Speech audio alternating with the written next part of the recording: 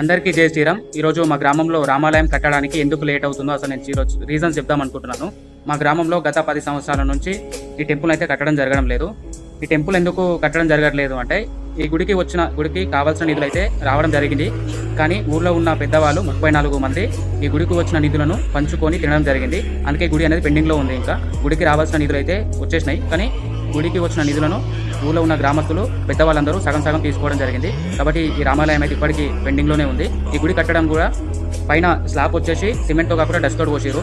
అసలు ఈ గుడిని అయితే అసలు ఈ గుడిని కట్టడానికి వెనుక కూడా చాలా నెగ్లిజెన్స్ చేస్తారు. చాలా చీప్ క్వాలిటీ తోటి ఈ గుడిని కడుతున్నారు. ఇది ఒక్కటి కనిపిస్తున్న ఇది ఒక్క గోపురం ఒకటి మంచిగా కట్టారు. మిగతాదంతా పైన స్లాబ్ కానీ ఇవన్నీ కానీ డస్ట్ తోటి చాలా చీప్ క్వాలిటీతో అయితే కడుతున్నారు.